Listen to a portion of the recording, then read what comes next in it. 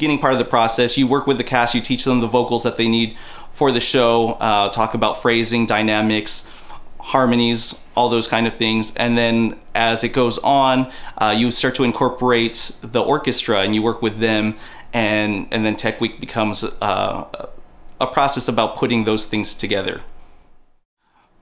When I first did Phantom here at Moonlight back in 2009, it was the first that I had really done. I hadn't been involved with musical theater prior to that, and I wasn't sure that it was something I wanted to pursue. And along the way, I kept getting asked back to do shows, and I found a passion for musical theater that I didn't know existed. And the more I got involved, the more I learned that I really loved it. And like I mentioned before, I've just learned so much, and it's been incredible to be able to kind of learn the process along the way through all these different shows that I've done. And I know that everything that I've done up until now has really been all in preparation for Spamalot. So, you know, every show that I do here, I take away something from, and I'm very appreciative for all of it. Working in a company like Moonlight, you start to see how very involved these productions can get, not just with music, but all the different technical elements and creative elements involved. And you learn to respect what everyone really does, and to be able to be here where everyone has the same end goal and everyone is really proud of what they do, and we all work the hardest we can to put on the best shows that we can. I mean, it's very rewarding. I'm very proud of the things that I'm involved with here, and I'm sure everyone else is, and I couldn't ask for anything more. First caught my eye when he was in the orchestra of Miss Saigon that I directed in 2010 for Moonlight, and his abilities for such a young man really, I mean, were noticeable and strong. And Ellen McMahon, who is our resident musical director, who I've put so much respect and trust in, if she puts someone under her wing, then I kind of give them notice. And then Lyndon came on as our piano player for Hairspray in the rehearsal process, and again, blew me away. And then last summer, he was our assistant musical director on The Who's Tommy, and went above and beyond the duty. And I said, you know what? Someone gave me an opportunity to produce when I was 30 years old. All it takes was one opportunity, and I wanted to make sure that Lyndon had that at his young age, and I could not be more proud of him. I feel happy! I feel happy!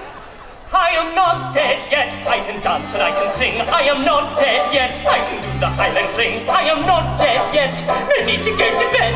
No need to call the doctor, because I'm not yet dead. He is not yet dead. That's what the music said. No, he's not yet dead. That man is always saying, he is not yet dead. Put him back in bed. Keep him on the clock, because he's not yet dead. Before first rehearsal, it is a lot of studying, looking through the score that we're given, checking cast recordings, maybe even videos online of the show, and just making sure I know exactly what I'm going to do, trying to evaluate the cast and figure out where I want to put them so that on first day I can assign parts. So it's just a lot of making sure that I'm prepared for that first day. There's nothing like having live music. As an actor, where my roots began, the difference between singing with a full pit opposed to a recorded track is night and day.